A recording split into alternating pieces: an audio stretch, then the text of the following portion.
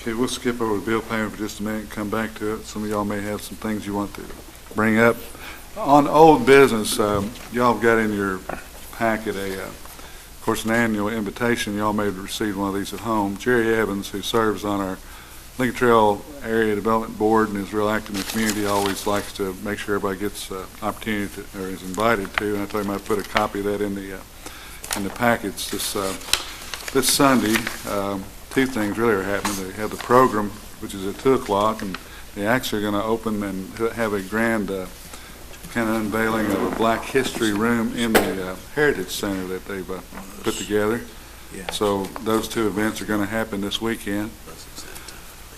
I think that's supposed to happen at 3 o'clock, the grand opening of Marion County Black History exhibit. Yeah, it really looks nice. Mm-hmm. The other thing, Jerry Evans, when he visited me the other day and brought this letter in, John Gunn and a couple of other, I guess, community leaders have put together what Chink has got it called the Lebanon Lakers Fundamentals of Basketball League. There's I guess, an insurance charge that they wanted to have in place, liability policy. They have most of the funding to do that, and it's open to all kids ages 9 to 18 in the community. It's not limited to just the Black community, but they're going to have some. I guess it's separate from the. They do have agreement to use the gym. The public school is going to allow them to use the gym at the middle school, I believe. And of course, the league play for Little League basketball is under this age group for the most part, and this is for those kids that don't necessarily play basketball, but it's to give them opportunity to participate. And if the court would allow me to, they have about $170 remaining needed for their insurance on that league. I'd like to use my general welfare funds to make that up. Motion. Okay. Second.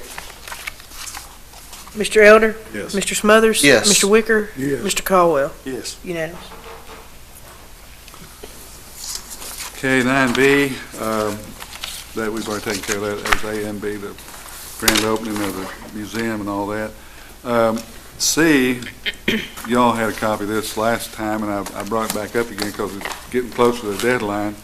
And y'all probably saw Stevie's ad in the paper for the Shave Your Head. I wanted, if the court would allow me to, I want to try to support both the St. Baldrick's effort and the Girls on the Run with $250 apiece contribution from general welfare funds, because the Girls on the Run is, of course, in all the schools now, and it encompasses the whole community, and it builds self-esteem for young ladies. And if y'all allow me to spend $250 general welfare funds on that, and also to support Stevie as a sponsor for her efforts on the Shave Your Head. Motion. Judge, I'd like to duplicate that with you as well on my community project funds as well. So $250 each? $250 on each. And I'd also like to do $250 on each one of those. And I was going to participate in the Girls on the Run, just to that one part up for $200.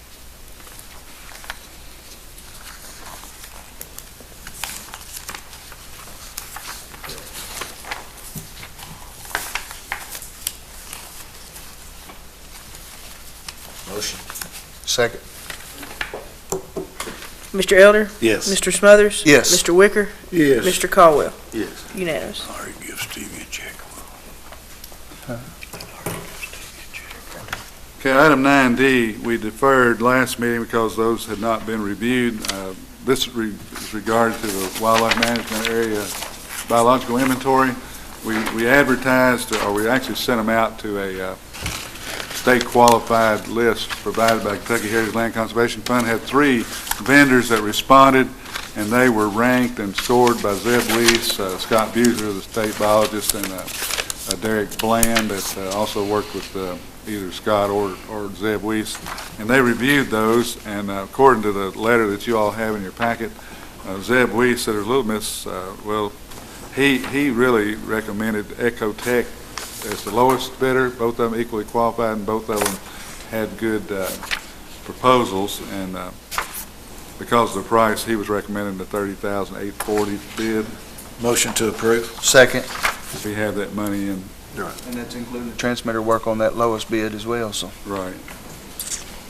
Mr. Elder? Yes. Mr. Smothers? Yes. Mr. Wicker? Yes. Mr. Caldwell? Yes. Unanimous. Okay, 9E, I don't have any information in your packet, but you're all familiar with the process. We typically fund the Benny card account half a year at a time. There apparently are a few people, because of some advanced procedures or some catastrophic surgeries and so forth, that hit the limit that's funded, and they really could use a full year funding because they're going to hit their deductible anyway. And I guess on a case-by-case basis, we probably never really addressed this, but if it'd be approval with the court to go ahead and allow for those situations that come up that we're aware of, for Melissa to make those contributions to the Benny card full year contribution for permanent employees that are qualified for it.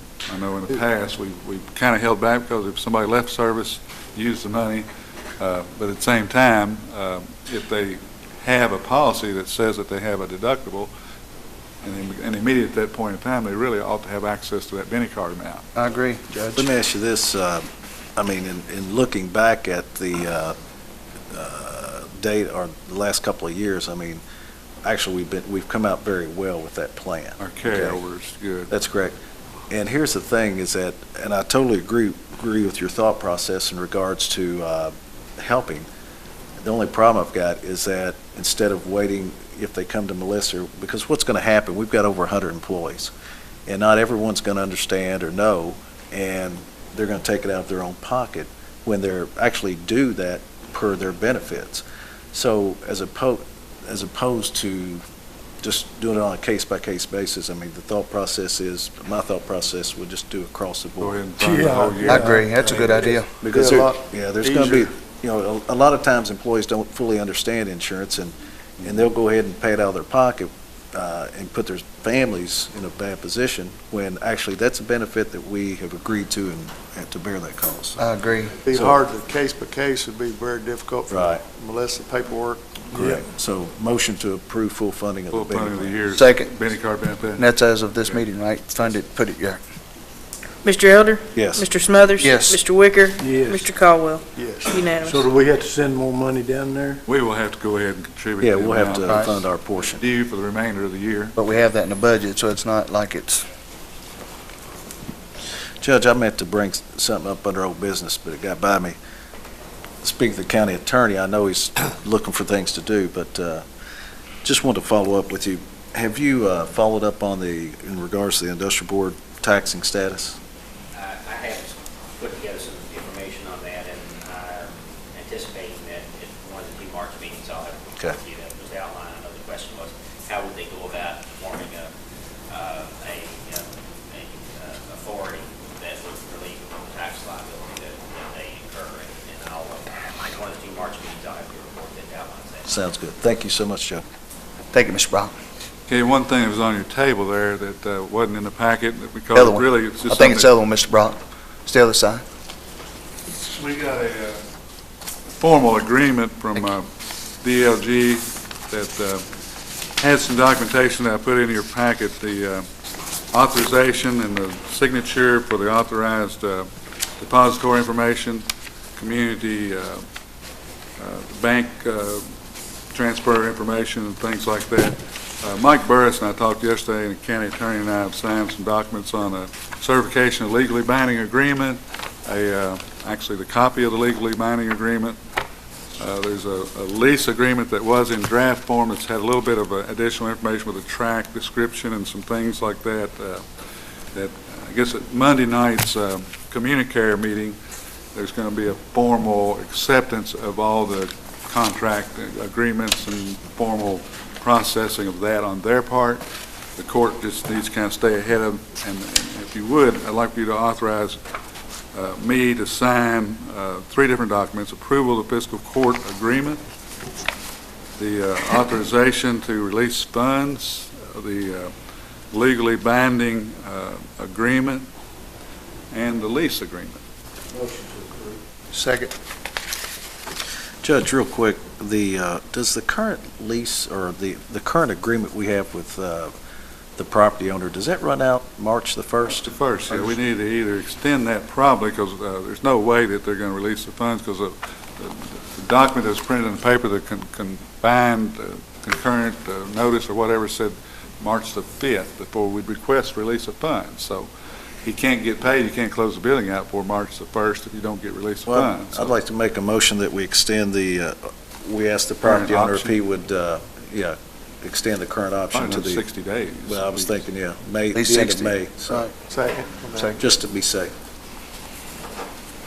You all right with that, Joe? Mr. Elder? Yes. Mr. Caldwell? Yes. Mr. Wicker? Yes. Mr. Smothers? Yes. Unanimous. Now, going back to the payment of bills, I don't have any additions. Y'all have a chance to review the bills for the road and the jail. Motion to approve with Second. additions. Mr. Elder? Yes. Mr. Smothers? Yes. Mr. Wicker? Yeah. Mr. Caldwell? Yes. Sorry about that, Mr. Caldwell. Also, Judge, I saw where the Sheriff's Department turned back in $65,000 in excess fees. So I'd like to thank the Sheriff's Department for running such an efficient operation. And when it comes to their budget time, I hope everything flows through smoothly. And I thought maybe the sheriff would be here today. He and I talked the other day, and I don't want to steal his thunder or anything, but there is still a need for some additional police vehicle. I know one of them's driving an old Crown Vic, and the rest of them, I think he mentioned he was going to investigate a lease, possibly. Talked to Lonnie Campbell with CAECO on acquiring the final two, maybe, Charger Cruisers, and hadn't got the financials on that. I think they only had like $22,000 or $25,000 in the budget for capital investments, so he may approach the court about some of the excess fees as well. I think the operative term there would be some of that, if not all of that. Just kind of a heads up. Yeah. We get a motion and a second on the bills. We did. Hey,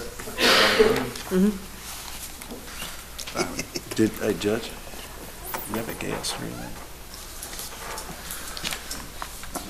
Okay. Motion to adjourn? No, wait a minute. Well, wait a minute. Right. Well, let's go ahead and get out of here now. Get a second on that. This ain't gonna cost you nothing. Oh, okay. Well, I I'm all wanna right. donate $1,200 of my community projects money to the Fiscal School Committee for a scoreboard. Second? Mr. Wicker? Yes. Mr. Smothers? Yes. Mr. Elder? Absolutely. Mr. Caldwell? Yes, ma'am. Unanimous.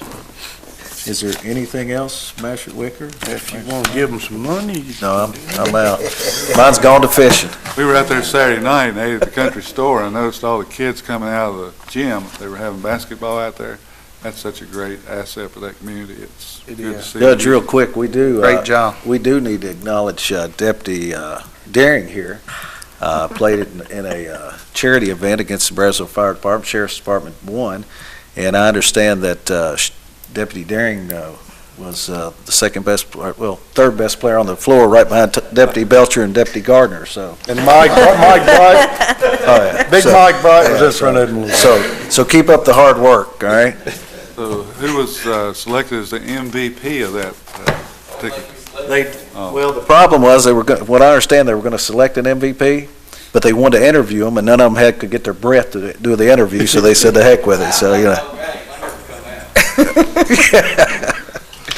Ray Gardner got so tired he fell on the floor, and Big Mike Bright been over to give him CPR, but he got up quick. All